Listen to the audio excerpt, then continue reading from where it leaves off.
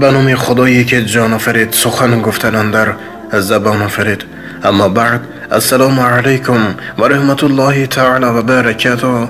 پدران و مادران اعلی قدر و برادران و خواهران اهل اسلام من، بنده امروز خواستم برای شمایان یک قصه دیگری درباره حاصل لقمه حرام خوردن بیان کنم. و البته اگر در وقت گفتن این قصه اگر به خطاگی راه دهم، الله تبارک و تعالی مرا مغفرت کند و از همه شمایان معذرت میخواهم. و البته الله تبارک و تعالی در دین مبین اسلام حق مردم خوری و ربا خوری و دیگر را حرام گفته است. و البته فراموش نباید سازیم که دعای بنده مؤمن را از قبول شدن نگه دارنده این لقمه حرام یا لقمه شبهناک است. پس لازم است که انسان هم خود و هم اهل عائله‌اش را با لقمه حلال تربیت نماید و اگر نه برخلاف آن باشد خاصیت لقمه حرام در نفس وی سرایت کند. مالک دینار رضی الله عنه روزی میگریست. از وی سوال کردند که سبب گریه شما چیست؟ گفت مرا دخترک است، در خانه او مرا گریان کرده است. گفت ای پدر، روا دارم که مرا گرسنه داری، ولیکن روا ندارم که مرا طعام حرام دهی. در زمان خلافت حضرت عمر رضی الله عنه روزی مردی فرزندان خود را گرفته به نزد ایشان آمد. از فرزندان خود شکایت نموده گفت یا امیرالمؤمنین، این فرزندم به من اطاعت نمی کند، مرا بسیار میرنجاند، حتی امروز برویم ترسکی زد. من آمدم تا در گواهی شما و یارانتان فرزند خود را آق کنم. حضرت عمر رضی الله عنه به جوان گفتند ای پسر، چرا در حق پدر خود چنین بیادبی کردی؟ مگر خبر نداری که خدمت پدر نزد شریعت اسلامی از وظیفه های بزرگ فرزند است؟ جوان به حضرت عمر رضی الله عنه نگاه کرد و گفت البته فرزند نسبت پدر حقای زیاد دارد، اما شما مرحمت کرده بگویید که پدر هم بر فرزند حق دارد. حضرت عمر رضی الله عنه گفتند قبل از همه پدر بر فرزند سه حق دارد. اول، فرزند خود را از کسب حلال خوراند و پوشاند. دوم، نام نیک گذارد. سوم، علم شریعت را آموزاند. جوان در جواب گفت یا امیرالمؤمنین، از این سه حقی که شما حاضر بیان نمودید، پدرم حالا یگانش را هم به جا آورده است. اول اینکه مادر مرا بی نکاح به 400 درهم خریده است، کسب او باشد دزدی و قماربازی و مینوشی. دیگر اینکه نام مرا جعل یعنی گنبسک سیاه گذاشته است. حضرت عمر رضی الله عنه بعد شنیدن سخنان جوان به پدر او نگاه کرده گفتند فقط حقک، یعنی از سبب آن که تو آن حقهایی که شریعت نزد تو گذاشته است از عهده اجرای آن نبرآمدی، از نام شریعت اسلامیه فرزند تو آق پدر نشده، بلکه خود تو آق پسر گشتی. استغفر الله الذی اتوب الیه. الهی الله تبارک و تعالی از آق پدر و از آق پسر گشتن همه ما و شما را در حفظ و امانت خود نگه داشته، لقمه حلال و کسب حلال و فیض و برکات را از ما دور نگرداند.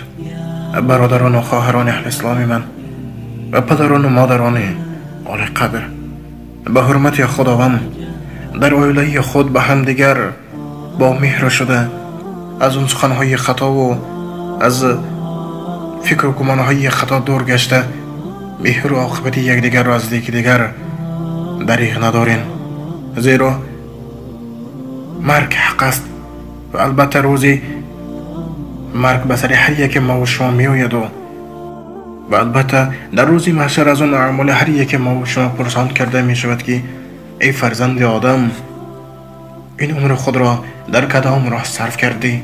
ای فرزند آدم، اون چشم و اون دست و اون پای خود را برای کدام کار، برای چی کار زندگیت صرف کردی؟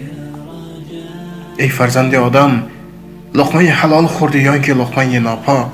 ای فرزند آدم، فرزند خود را چطور تربیت کردی؟ ای فرزند آدم، با پدر مادر چطور رفتار کردی؟ چون این سوال هر یک ما و شما را انتظار است.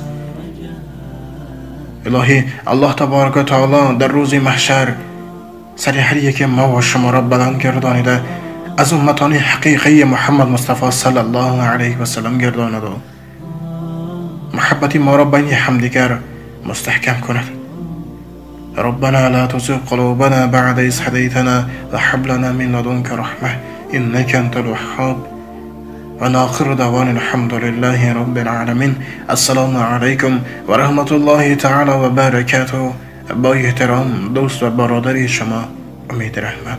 و اگر در وقت گفتن این حکایت اگر به خطاگی راه داده باشم، الله تبارک و تعالی مرا مغفرت کند و از همه شمایان معذرت میخواهم.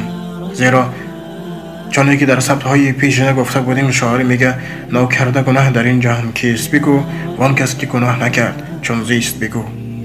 یعنی در این دنیا انسانی نیست که خطا نکرده باشد، این که گناه نکرده باشد. و البته باز یک مراجعه نامه برای بعضی اون برادران و اون جوان هایی که در سامانه های یوتیوب در زیر نوارهای ما هر خیلی سخن های بی اساس و بی معنی می نویسند، چنین گفتنی داریم: برادران، به حرمت خداوند شما را هیچ کسی مجبور نمی کند که این یا آن قصه های ما را گوش کنین. پس برای شما منظور نیست از سامانه ما من بیرون روین. هیچ کس شما را مجبور نمی کند و مجبور کرده نمی تواند که این یا آن سبت های ما را گوش کنین و عصب های خود را ویران یا اینکه عصب های ما را نسبان سخن هایی که بی ادبانه و بی اساس می نویسین ویران کنین.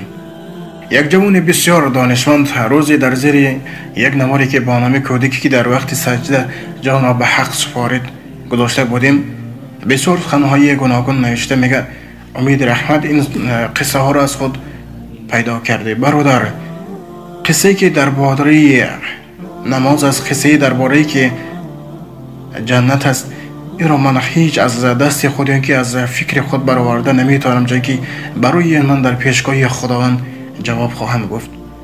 قصه که درباره پیامبر است، قصه که درباره جنت و حدیث های پیامبر است، البته از کتاب یا اینکه از اون نوشته جادهایی که اساسناکند دریافت کرده برای برادران و خواهران پیشکش می‌نمایم تا که این یا آن خطاگی خود را اصلاح کنند. لیکن اون برادر در سامانه یوتیوب با نام خود نیگو با یک نام گوناگون نامگذاری کرده، در زیر اینترنت پنهان شده از خود هر خیر فکرهای بی ادبانه و غیر انسانی کرده خود را دانشمند نشان میدهد. پروردگار هر یک ما و شما را از کبر کردن، از ایذا دادن یک بنده مؤمن و از دیگر و دیگر در حفظ امانت خود نگه دارد. و اگر در وقت گفتن این یا آن قصه نسبت این یا آن برادر یا خواهر یا اینکه پدر یا اینکه مادر اگر یک سخنی خطای لیلازاری کرده باشم، از همه شمایان عذر میخواهم و الهی الله تبارک و تعالی مرا مغفرت کند. لیکن مقصد بنده این نیست که دل کسی را آزار دهم. مقصد بنده این است که عائله هر یک ما و شما مستحکم باشد.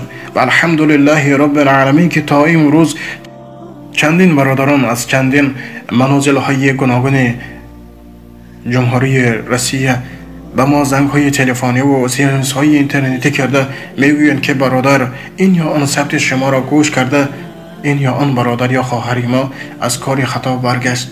الحمدلله پروردگار ما را از راه خطا نگه داره و اول خواننده را و بعدا شنوندگان را از راه خطا و از کار خطا در حفظ امانت خود نگه داشته.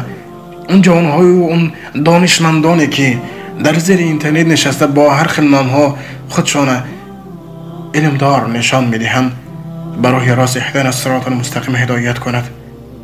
بار دیگر میگویم برادران، شاعر میگه ناکرده گناه در این جهان کیست بگو، وان کس که گناه نکرد چون زیست بگو. الله تبارک و تعالی هر یک ما و شما را بر راه راست هدایت گرداند. آمین یا رب العالمین.